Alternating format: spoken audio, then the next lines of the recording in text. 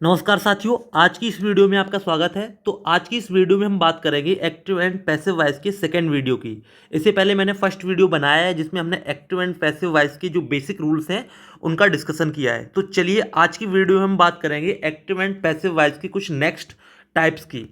तो आज की वीडियो में हम टू ऑब्जेक्ट क्वेश्चंस और इंटेरोगेटिव क्वेश्चंस के बारे में बात करने वाले हैं। तो सबसे पहले हम बात करेंगे एक्टिव एंड पैसिव वॉइस में जो टू ऑब्जेक्ट क्वेश्चन होते हैं जिसमें दो ऑब्जेक्ट पूछे जाते हैं, दो ऑब्जेक्ट के द्वारा जो एक्टिव पैसिव बनाए जाते हैं, तो उनके बारे में हम बात करेंगे। तो उससे पहले मैं आपको बताना चाहूँगा कि अगर आपने एक्टिव पैसिव का पहला वीडियो नहीं देखा है जिसमें मैंने बेसिक रूल के बारे में बात की है, ये जो यहाँ पे मैंने स्क्रीन पर आपको बेसिक रूल्स दिए गए हैं इनके बारे में मैंने डिस्कशन किया है, तो उनको आप देख सकते हैं या फिर इन बेसिक रूल्स को आप पढ़ सकते हैं जिससे कि आपका जो बेस है एक्टिव पैसिव का वो मजबूत हो सके। तो चलिए शुरू करते हैं यहाँ पर आज का वीडियो। तो देखिए यहाँ पर ये जो क्वेश्चंस दिए गए यहाँ पर हम सिर्फ एग्जाम्पल्स को सॉल्व करने वाले हैं क्योंकि पहले वीडियो में हमने जो बेसिक रूल्स हैं उनका डिस्कशन कर लिया है। तो यहाँ पर जो पहला एग्जाम्पल है इसमें हम टू ऑब्जेक्ट के बारे में बात करने वाले हैं। इसमें हमको दो ऑब्जेक्ट मिलने वाले हैं, दो ऑब्जेक्ट के द्वारा ये क्वेश्चन सॉल्व किया जाएगा, राइट। तो चलिए यहाँ पर देखते हैं the officer taught us a trick, right. तो इसमें देखिए हमने आपको बताया था कि किसी भी सेंटेंस का पैसिव बनाने के लिए हमको तीन चीज़ों की आवश्यकता पड़ती है, सब्जेक्ट, वर्ब और ऑब्जेक्ट, राइट। तो इन तीनों चीज़ों को सबसे पहले हम आइडेंटिफाई करेंगे। तो यहाँ पर देखिए द ऑफिसर दिया गया है, ये आपका सब्जेक्ट है, राइट।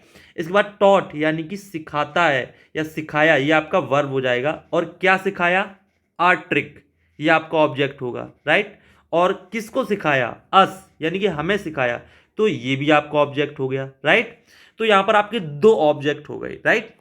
तो ये आपका डायरेक्ट ऑब्जेक्ट हो गया, राइट, डायरेक्ट ऑब्जेक्ट। और ये इनडायरेक्ट ऑब्जेक्ट। अब ये कैसे डायरेक्ट ऑब्जेक्ट और इनडायरेक्ट ऑब्जेक्ट को हम कैसे आइडेंटिफाई करेंगे, देखिए जब भी कोई व्यक्ति किसी को यानी कोई पर्सन की जब बात होती है, किसी पर्सन को कोई वर्ब के द्वारा इंडिकेट करता है, सिखाता है, पढ़ाता है, लिखाता है या पीटता है, तो वो आपका इनडायरेक्ट ऑब्जेक्ट हो जाता है, ठीक है।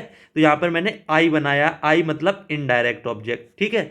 लेकिन कोई वस्तु या फिर कोई एक ऐसी चीज जो किसी पर्सन के ऊपर क्रियान्वित की जाती है या उसके ऊपर कोई चीज का क्रियान्वयन होता है, एक्ट होता है, तो वो आपका डायरेक्ट ऑब्जेक्ट हो जाता है, राइट। तो इस सेंटेंस में हम देखते हैं कि जो ऑफिसर है वो सिखाता क्या है, एक ट्रिक, एक चाल या एक तरीका सिखाता है, तो वो आपका डायरेक्ट ऑब्जेक्ट हो जाएगा। और किसे सिखाता है, हमें सिखाता है, तो वो इनडायरेक्ट ऑब्जेक्ट हो जाता है, राइट।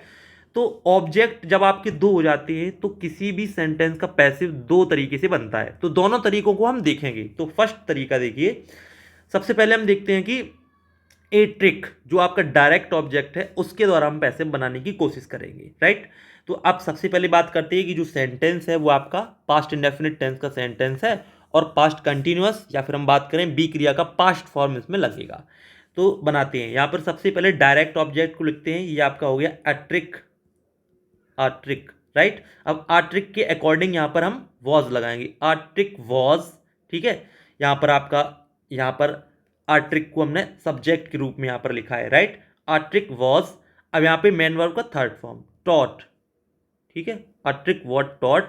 अब यहां पर जो बेसिक रूल है वो आपको ध्यान रखना होगा कि जब भी मेन वर्ब की थर्ड फॉर्म लगाएंगे, ठीक है, तो इसके बाद जो इनडायरेक्ट ऑब्जेक्ट है उसको लिखा जाएगा और उसके पहले टू का यूज जरूर करेंगे।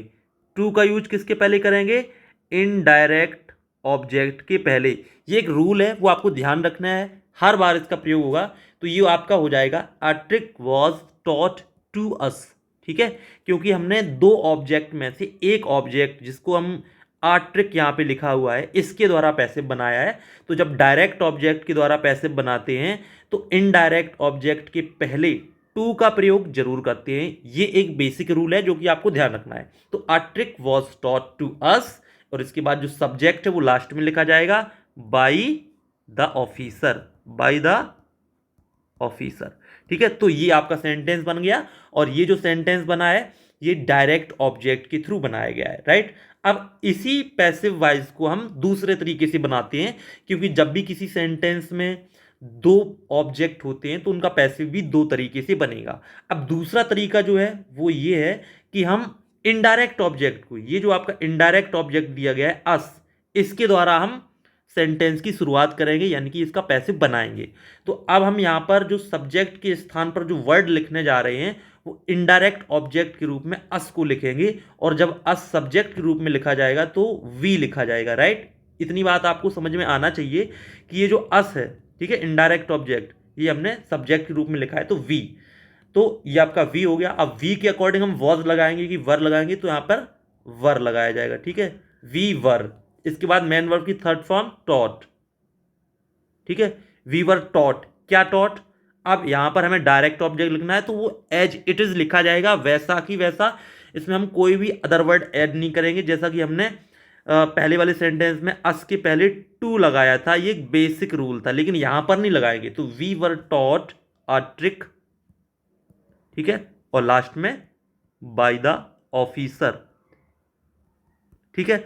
तो पहले सेंटेंस को बनाने के लिए हमने दो मेथड यूज किए हैं और थोड़ा टाइम भी लिया है आपके लिए, जिससे कि आपको समझ में आ सके। तो मैं समराइज करना चाहूंगा।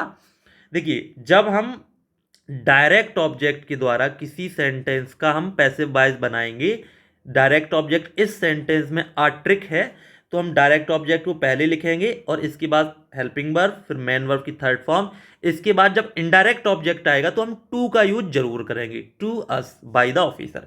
लेकिन जब हम इनडायरेक्ट ऑब्जेक्ट, इस सेंटेंस में अस इनडायरेक्ट ऑब्जेक्ट है, तो हमने अस के रूप में यहाँ पर वी लिखा है क्योंकि सब्जेक्टिव फॉर्म में आया है, तो we were taught a trick. तो जब डायरेक्ट ऑब्जेक्ट का नंबर आता है तो हम वैसे ही का वैसा लिखते हैं बाय द ऑफिसर।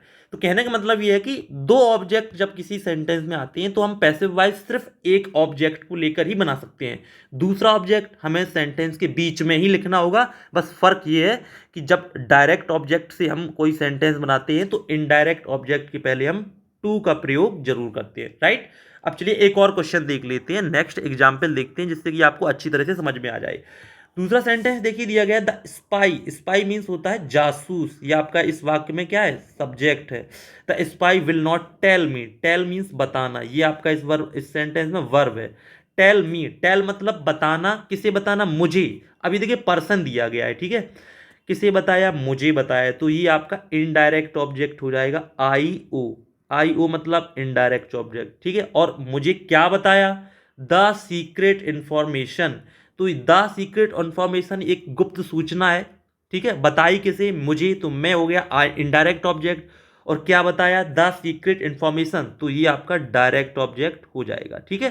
देखिए, डायरेक्ट ऑब्जेक्ट और इनडायरेक्ट ऑब्जेक्ट को आइडेंटिफाई करने का एक दूसरा भी ट्रिक है, एक तरीका है। देखिए, जब भी किसी सेंटेंस में हम हुम हुम वर्ड लगाकर कोई आंसर प्राप्त करना चाहेंगे तो हमें इनडायरेक्ट ऑब्जेक्ट मिलेगा, ठीक है। जैसे इस सेंटेंस में हुम लगाए, हुम मतलब किसको, किसको सूचना दी गई, किसको बताया गया, तो मुझे, तो ये आपका इनडायरेक्ट ऑब्जेक्ट हो गया।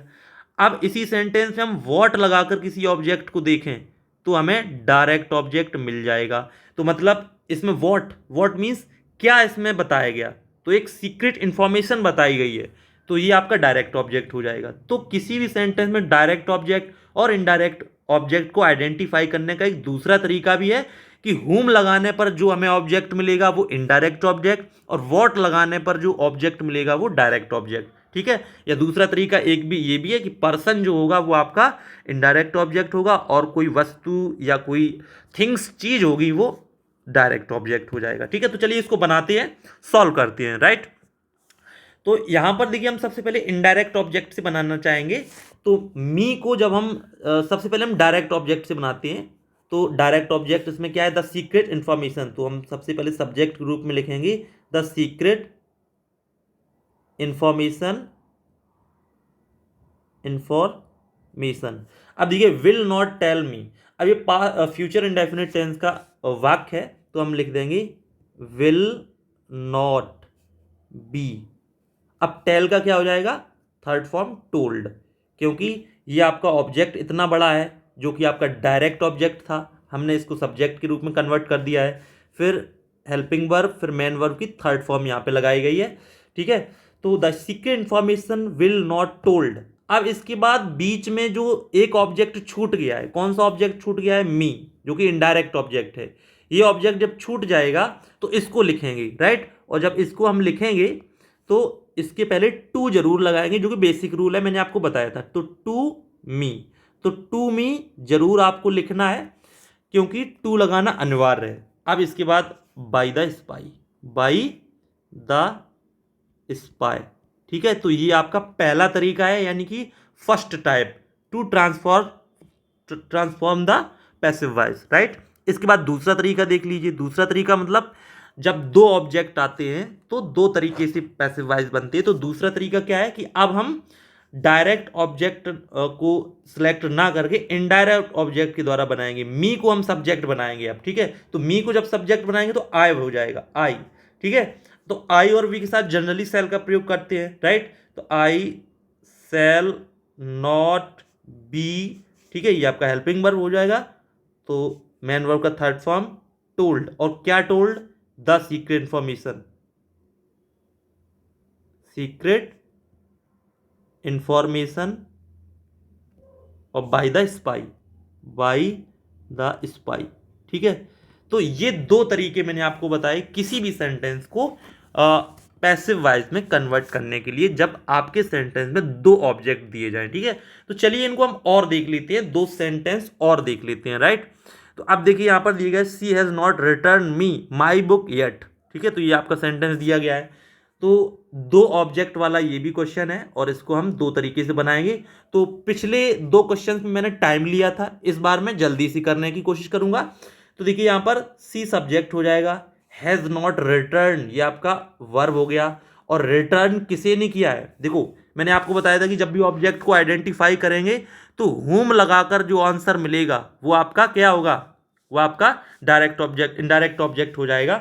तो ये मी आपका हो जाएगा इनडायरेक्ट ऑब्जेक्ट। क्यों, क्योंकि रिटर्न किसे नहीं किया है, हुम, हुम मतलब किसको नहीं किया है, मुझको। तो मी इनडायरेक्ट ऑब्जेक्ट, और क्या रिटर्न नहीं किया है, माई बुक, तो ये भी आपका ऑब्जेक्ट हो गया। तो ये आपका डायरेक्ट ऑब्जेक्ट हो जाएगा, ठीक है, डायरेक्ट ऑब्जेक्ट। तो दो इसमें ऑब्जेक्ट होगा। डायरेक्ट ऑब्जेक्ट वॉट लगाने पर पता चलता है, ठीक है, मतलब वॉट, क्या रिटर्न नहीं किया, माई बुक, तो ये आपका डायरेक्ट ऑब्जेक्ट। और हुम, हुम मतलब किसको रिटर्न नहीं किया, मुझे, तो ये आपका इनडायरेक्ट ऑब्जेक्ट। या फिर हम ऐसे समझ लें कि कोई व्यक्ति है तो इनडायरेक्ट ऑब्जेक्ट, कोई वस्तु है तो डायरेक्ट ऑब्जेक्ट। तो चलिए इसको बनाते हैं। तो देखिए यहां पर सबसे पहले हम डायरेक्ट ऑब्जेक्ट के द्वारा बनाना चाहेंगे। तो माई बुक पहले लिखेंगे, माई बुक, ठीक है। हैज नॉट रिटर्न, तो ये आपका हो जाएगा हैज नॉट बीन, ठीक है, रिटर्न। अब यहां पर हैज नॉट बीन, ये आपका टेंस चेंज हो गया है, प्रेजेंट परफेक्ट कंटिन्यूअस की हेल्पिंग वर्ब लगाई गई, या फिर हम ये कह सकते हैं कि बी क्रिया का आईएनजी फॉर्म लगाया गया है, राइट। तो my book has not been return.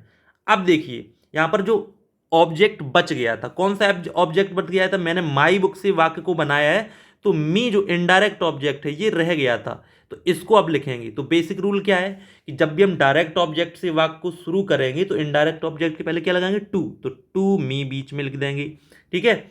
और बाई सी का क्या हो जाएगा, ये जो सब्जेक्ट दिया गया है सी जब लास्ट में जाएगा ऑब्जेक्टिव फॉर्म में, तो बाई हर लिखा जाएगा ऑब्जेक्टिव फॉर्म में, और अदर वर्ड येट लास्ट में लगा दिया जाएगा। इसी प्रकार से एक और तरीके से बनाते हैं। अब हम मी यानी कि इनडायरेक्ट ऑब्जेक्ट से वाक्य को शुरू करते हैं। तो मी का क्या हो जाएगा, आई, ठीक है। तो ये आपका हो जाएगा आई हैव नॉट बीन, तो आई के साथ हैव नॉट बीन लगाएगा, ठीक है। इसके बाद रिटर्न, मेन वर्ब की थर्ड फॉर्म। अब क्या रिटर्न नहीं किया है, माई बुक, ठीक है, माई बुक। तो इस बार जो डायरेक्ट ऑब्जेक्ट लिखा गया वो एज इट इज लिखा जाएगा, उसके पहले कोई वर्ड नहीं लगाएंगे, ठीक है। और बाई हर येट, ठीक है। तो इस तरह से आप लिख सकते हैं।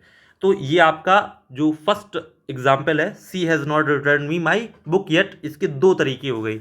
इसी प्रकार से हम इस नीचे वाली वाक्य का भी हम दो तरीके से बना लेंगे। तो इसमें हम आइडेंटिफाई करेंगे, द फादर हो गया आपका subject, bot his daughter a doll, तो क्या लाया है फादर, हिज डॉटर ए डॉल, अपने डॉटर के लिए एक क्या लाया है, डॉल, डॉल मतलब एक गुड़िया लाया है, ठीक है। तो इस सेंटेंस में हम ये देखते हैं कि लाने की जो चीज है वो सिर्फ डॉल है, तो ऑब्जेक्ट इसमें सिर्फ एक ही दिया गया है, तो ये सेंटेंस आपका दो ऑब्जेक्ट वाला नहीं हो सकता है, ठीक है। तो इसमें ये आपका वर्ब हो गया, तो ये एक तरीके से ही बनेगा। तो इसको हम बना देंगे अ डॉल, ठीक है, was bought bought to his daughter by the father, ठीक है। अब यहाँ पर जो टू लगाया गया वो गुड़िया यानी कि डॉटर के लिए, इस कारण यहाँ पे टू लगाए, अदरवाइज यहाँ पर दो ऑब्जेक्ट नहीं है। तो ये अभी हमने 4 सेंटेंस सॉल्व किए हैं जिसमें कि 2 ऑब्जेक्ट का क्वेश्चन था, हालांकि लास्ट वाले में 2 ऑब्जेक्ट नहीं थे। अब यहाँ पर हम बात करने वाले हैं कुछ अदर टाइप ऑफ सेंटेंसेस। अब एक्टिव पैसिव में ही हम देखते हैं कि इंटेरोगेटिव सेंटेंस जो होते हैं उनका पैसिव वाइज हम किस तरीके से बनाएंगे। तो यहाँ पर जो बेसिक रूल ये है कि जब आपका अफर्मेटिव सेंटेंसेस होते थे तो हम सब्जेक्ट वर्ब ऑब्जेक्ट, तो हम ऑब्जेक्ट को सब्जेक्ट लिख देते थे और वर्ब हम मेन वर्ब थर्ड फॉर्म लगाते थे और सब्जेक्ट को इस तरह से लिखते थे। लेकिन जो आपका इंटेरोगेटिव सेंटेंस है तो उसमें हम बस इतना अंतर करते हैं कि जो मेन वर्ब है, ठीक है, वो मेन वर्ब पहले लिखेंगे, हेल्पिंग वर्ब सॉरी, तो हेल्पिंग वर्ब पहले लिखेंगे, इसके बाद फिर हम सब्जेक्ट लिखते हैं। बस इतना सा आपको अंतर करना है और कोई भी इसमें चेंज नहीं करना है। तो चलिए सॉल्व करते हैं यहाँ पर। तो यहाँ पर देखिए पहला क्वेश्चन दिया गया है, did the officer arrest the criminals. तो पहला आपका काम यही है कि सेंटेंस को आइडेंटिफाई करना है कि क्या आपका इंटेरोगेटिव सेंटेंस है। देखिए लास्ट में क्वेश्चन मार्क भी लगा है, साथ ही साथ हेल्पिंग वर्ब से शुरू हो रहा है, तो ये आपका डेफिनेटली इंटेरोगेटिव सेंटेंस है। तो इंटेरोगेटिव सेंटेंस की यही पहचान है कि उसके पहले आपकी हेल्पिंग वर्ब लगी मिलेगी। तो चलिए इसको सॉल्व करते हैं। सबसे पहले हम क्या करते हैं कि सब्जेक्ट वर्ब और ऑब्जेक्ट इन तीनों चीज़ों का पता लगाते हैं, इसके बाद सॉल्व करते हैं। तो द ऑफिसर इसमें है आपका सब्जेक्ट और अरेस्ट करना, ठीक है, तो ये आपका वर्ब हो जाएगा, ठीक है। और इसके बाद द क्रिमिनल्स ये आपका ऑब्जेक्ट होगा। अब यहाँ पर देखिए तीनों चीज़ें हमें पता चल गई हैं, सब्जेक्ट वर्ब ऑब्जेक्ट। अब इसको जब हम बनाएंगे तो बेसिक रूल तो यही है कि ऑब्जेक्ट आपका पहले आएगा, लेकिन ऑब्जेक्ट जब पहले आएगा द क्रिमिनल्स पहले आएगा, लेकिन हमें कितना बस ध्यान रखना है कि उस सब्जेक्ट के अनुसार हम हेल्पिंग वर्ब को पहले लिख देंगे, सिर्फ इतना ही अंतर है। तो द क्रिमिनल्स प्लूरल सब्जेक्ट है, जब आपका हम चेंज करेंगे तो वर्ब वाज वर्ब में क्या लगाएंगे, वर्ब पहले लगा देंगे, क्योंकि पास्ट टेंस में जब हम बी क्रिया का रूप लगाते हैं तो प्लूरल में वर लगाएंगे। या फिर हम ये कहें कि past indefinite change into past continuous, तो कंटिन्यूअस में वॉज वर हेल्पिंग वर्ब होती हैं। और यहाँ पर हम देखते हैं कि ऑब्जेक्ट जब हम द क्रिमिनल्स लिखेंगे तो आपका प्लूरल में वर लगाया जाएगा, वर द क्रिमिनल्स, ठीक है।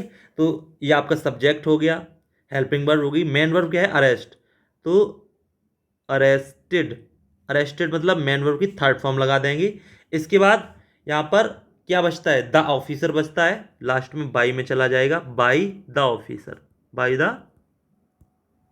ऑफिसर, ठीक है, क्वेश्चन मार्क लगा देंगे। तो इस तरह से आपका सॉल्व हो गया। ऑब्जेक्ट आपका लिख गया, सब्जेक्ट लास्ट में चला गया, बीच में वर्ब मेन वर्ब की थर्ड फॉर्म में ही रही।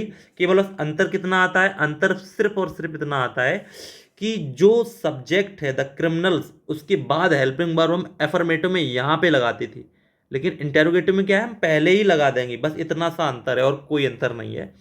इसके बाद एक और क्वेश्चन देखते हैं, have they not harassed the poor man deliberately, यानी कि जानबूझकर वो पुअर मैन को हरास्ट नहीं कर चुके हैं। तो यहाँ पर देखिए दे आपका सब्जेक्ट हो जाएगा, दे आपका क्या है सब्जेक्ट, हरास्ड मतलब तंग करना परेशान करना, ये आपका वर्ब हो जाएगा। और किसको परेशान किया गया, द पुअर मैन, ये आपका ऑब्जेक्ट हो गया, ठीक है।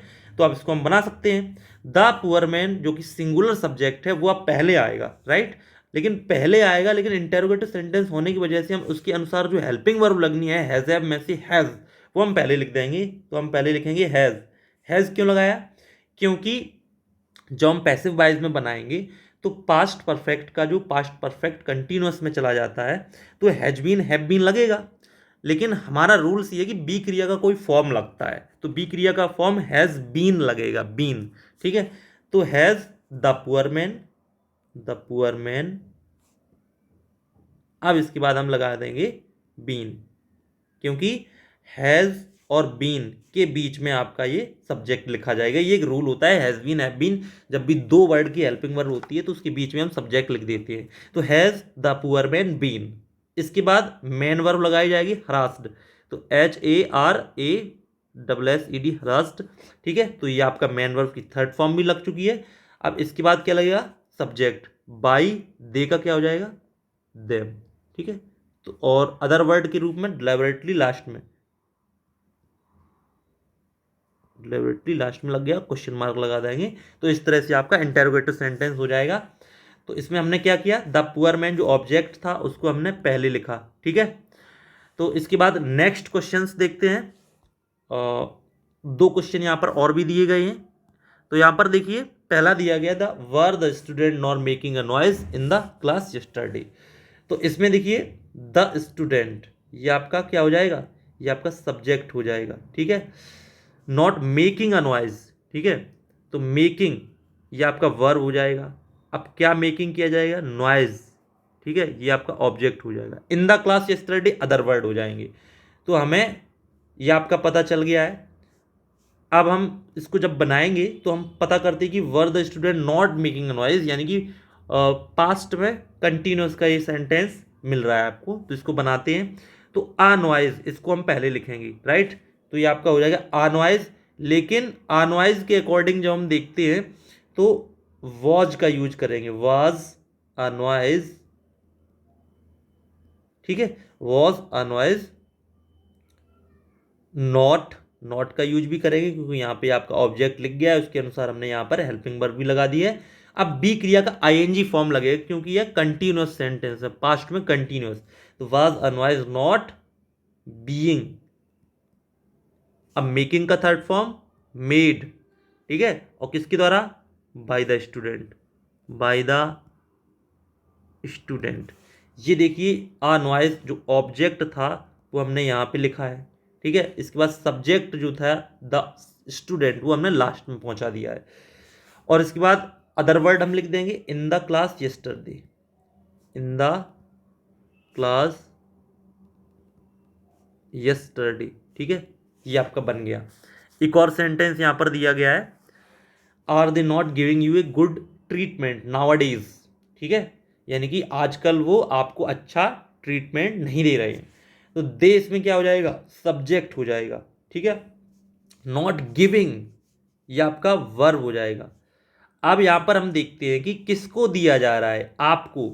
तो ये आपका डायरेक्ट इनडायरेक्ट ऑब्जेक्ट हो जाएगा। मैंने आपको डायरेक्ट ऑब्जेक्ट और इनडायरेक्ट ऑब्जेक्ट पहले ही बता दिए। और आपको क्या नहीं दिया जा रहा है, एक गुड ट्रीटमेंट, एक अच्छा इलाज।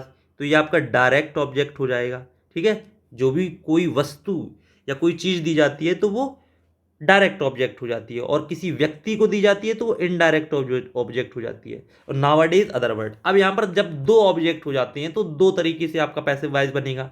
हालांकि यहाँ पर मैं आपको केवल एक तरीके से बताने वाला है, एक आप स्वयं कर सकते हैं। तो चलिए हम डायरेक्ट ऑब्जेक्ट से ही बनाते हैं। तो आ गुड ट्रीटमेंट हम पहले लिखेंगे, लेकिन आ गुड ट्रीटमेंट एक सिंगुलर वर्ड है तो हम इज पहले लगा लेंगे हेल्पिंग वर्ब के रूप में। तो लिखेंगे is a good treatment, a good treatment. अब नॉट भी यहाँ पे यूज करना है, तो ये आपका डायरेक्ट ऑब्जेक्ट हमने पहले ही लिख लिया है। तो is a good treatment not. अब मेन वर्ब लगानी है, मेन वर्ब की थर्ड फॉर्म गिवन। तो GIVEN थर्ड फॉर्म लगा है, main verb in third form. तो a good treatment not given. अब देखिए यहाँ पर दूसरा जो ऑब्जेक्ट था वो रह गया है, जो यू दिया गया है, एक और ऑब्जेक्ट। तो ये भी है, इससे भी हम पैसे बना सकते हैं, लेकिन हमने डायरेक्ट ऑब्जेक्ट से बनाया है। तो इनडायरेक्ट ऑब्जेक्ट के पहले क्या लगाते हैं, टू, जो कि हमने अभी पहले आपको बताया है। तो गिवन टू यू, और किसके द्वारा, बाई। अब सब्जेक्ट जो दे दिया गया है इसका हम क्या लिखेंगे, देम, बाई देम। और अदर वर्ड अब लिख देंगे नाउ आर डेज। ठीक है, तो इस तरह से आप जो इंटरोगेटिव सेंटेंसेस हैं उसमें भी आप दो तरीके जो ऑब्जेक्ट होते हैं उसके द्वारा आप पैसिव बना सकते हैं, राइट। तो ये आपका क्वेश्चन सॉल्व हो गया।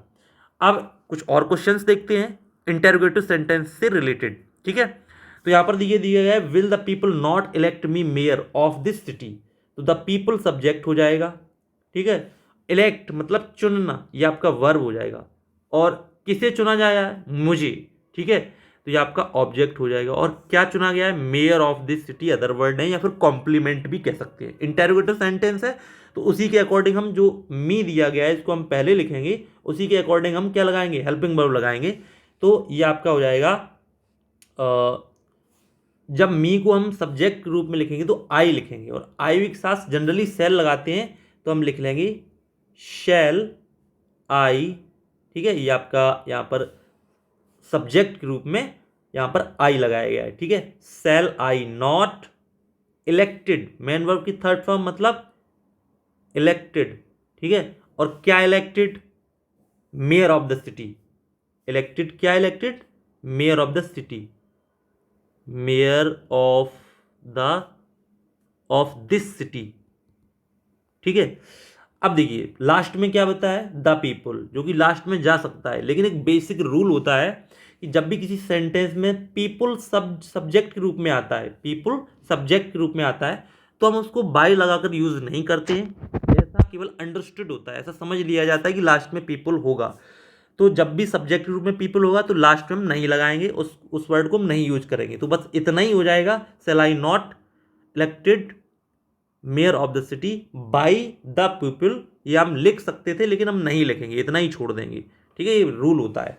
इसके बाद बात करते हैं नेक्स्ट एग्जाम्पल की, वेयर। अब यहाँ पर देखिए क्वेश्चन वर्ड भी दिया गया है, एक और वैरायटी का सेंटेंस है यहाँ पर। Where will the government, subject हो जाएगा। फाउंडेड मतलब स्थापना करना, वर्ब हो जाएगा। तो गवर्नमेंट ने क्या स्थापित किए हैं या फिर क्या नहीं स्थापित किए हैं? स्कूल, ठीक है, तो ये आपका ऑब्जेक्ट हो जाएगा। For handicapped wise other word, तो ये भी आपका इंटरोगेटिव सेंटेंस है, इसको बनाते हैं। तो देखिए द स्कूल ऑब्जेक्ट है, इसको हम पहले लिखेंगे, तो ये आपका हो जाएगा वेयर हम पहले ही लिखेंगे, क्यों? क्योंकि ये क्वेश्चन वर्ड है तो पहले ही लिख दिया जाएगा। अब इसके बाद ऑब्जेक्ट स्कूल जब हम लिखेंगे तो इसके अकॉर्डिंग यहाँ पर विल ही यूज करेंगे, वेयर विल द स्कूल, ठीक है। ये आपका सब्जेक्ट लिखा है हमने, ऑब्जेक्ट स्कूल को अब सब्जेक्ट बनाया गया है, ठीक है। Where will the school be, यहां पर दिया गया है मेन वर्ब की थर्ड फॉर्म, ठीक है। तो मेन वर्ब की थर्ड फॉर्म क्या लगेंगे? फाउंडेड, ठीक है। तो ऑलरेडी यहां पर फाउंडेड दिया गया है, राइट। तो फाउंडेड और किसके द्वारा? By the government, by the government. और for the handicap people, for the handicap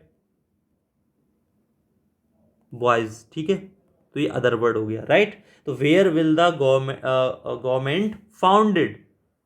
अब यहाँ पर हम एक ग्रामर की यहाँ पर मिस्टेक है, तो फाउंड की ही जरूरत यहाँ पर है, क्योंकि ये जो सेंटेंस है इसमें ईडी की जरूरत नहीं पड़ेगी। तो बाकी इस तरह का आपका ये सेंटेंस बन जाएगा, राइट। तो ये आपका हो गया। तो यहाँ पर एक और क्वेश्चन दिया गया है, देखिए कुछ इंटेरोगेटिव सेंटेंस की कुछ और एग्जाम्पल हम देख लेते हैं, जिससे कि ये आपका डाउट ही क्लियर हो जाए कि इंटेरोगेटिव सेंटेंसेस को हम कैसे बनाते हैं। अब यहाँ पर देखिए क्वेश्चन वर्ड यहाँ पर भी दिया गया है, तो यहाँ पर when does he do all this, तो ही इसमें सब्जेक्ट हो जाएगा। अब ही डू वर्ब हो जाएगा, ऑल दिस ऑब्जेक्ट हो जाएगा। देखिए इस वाक्य का हिंदी में अर्थ ये है कि वह ये सब कब करता है, तो वह सब्जेक्ट है, ये सब ऑब्जेक्ट है ऑल दिस, और करता है यानी वर्ब डू कब करता है? व्हेन। अब इसको बनाना है, तो व्हेन जब हम लगाएंगे तो ये ऐसा ही लिखा जाएगा ऑलरेडी, क्योंकि ये इंटरोगेटिव सेंटेंस है। तो इंटरोगेटिव सेंटेंस में जो आपका इंटरोगेटिव वर्ड होता है वो वैसे ही लिखा जाएगा, तो ये आपका हो जाएगा व्हेन। अब इसको हम कंटिन्यूस में चेंज करेंगे, या फिर हम कहेंगे बी क्रिया का कंटिन्यूस फॉर्म लगाएंगे, तो इसे इज एम और में हम ऑल दिस के अकॉर्डिंग इज लगाएंगे। When is all this, all this, all this जो ऑब्जेक्ट था वो मैंने यहाँ पे देखिए यूज किया है। When this all this, all this के अकॉर्डिंग इज लगाएंगे। व्हेन इज ऑल दिस, इसके बाद मेन वर्ब लगाएंगे डन, मेन वर्ब की थर्ड फॉर्म डन। अब सब्जेक्ट लास्ट में लिखेंगे तो बाई हिम। तो ये आपका हो गया, छोटा सा सेंटेंस था, इसमें बस इतना ही करना था कि जो ऑब्जेक्ट ऑल दिस है वो हमने अब सब्जेक्ट के रूप में लिखा है, उसके अकॉर्डिंग इज लगाया है। यहाँ पे क्या लगाया? इज, और मेन वर्ब की थर्ड फॉर्म और बाई हिम। एक और क्वेश्चन यहाँ पर दिया गया है, how does the magician perform such incredible things. यानी कि जो जादूगर है वो ऐसी अविश्वसनीय चीज़ें कैसे परफॉर्म करता है, ये आपका हिंदी में अर्थ है। तो हाउ तो आपका इंटरोगेटिव वर्ड हो गया, द मैजिशियन ये आपका सब्जेक्ट हो गया, परफॉर्म मतलब करना, करके दिखाना, ये वर्ब हो गया, और क्या करके दिखा रहा है, सच इनक्रेडिबल थिंग्स, ये पूरा आपका ऑब्जेक्ट हो गया, राइट। तो जब इसको हम बनाएंगे तो जो इंटरोगेटिव वर्ड है वो वैसे ही लिखा जाएगा, हाउ। अब यहाँ पर हाउ के बाद हम हेल्पिंग वर्ब लगाएंगे, और हेल्पिंग वर्ब जब कंटिन्यूस में जाएगा, या फिर हम ये कहें कि बी क्रिया का कंटिन्यूस फॉर्म लिखेंगे, तो इज एम और में यहाँ पर सच इनक्रेडिबल थिंग्स, यानी कि ये प्लूरल है, तो हाउ आर।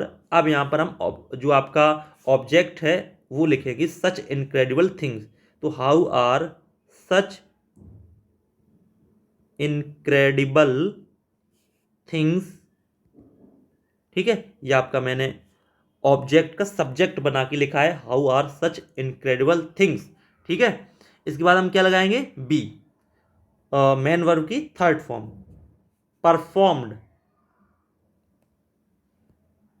परफॉर्म, ठीक है। How are such incredible things performed, और किसके द्वारा, by the magician, by the magician. ये आपका जो सब्जेक्ट था वो मैंने लास्ट में लगाया है। तो इस तरह से आप किसी भी वाक्य का इंटरोगेटिव सेंटेंस हो उसका पैसिव वॉइस बना सकते हैं, राइट। तो आज की वीडियो में हमने दो टॉपिक्स पर बात की, एक तो दो ऑब्जेक्ट वाले जो क्वेश्चंस थे, तो दो ऑब्जेक्ट वाले क्वेश्चंस में हम दो तरीके से पैसिव वॉइस बनाते हैं, तो ये बात की, साथ ही साथ इंटेरोगेटिव, ठीक है, इंटेरोगेटिव सेंटेंस जो होते हैं उनके बारे में भी बात की। तो आई होप आपको वीडियो पसंद आएगा, मिलते हैं नेक्स्ट वीडियो में, तब तक के लिए नमस्कार।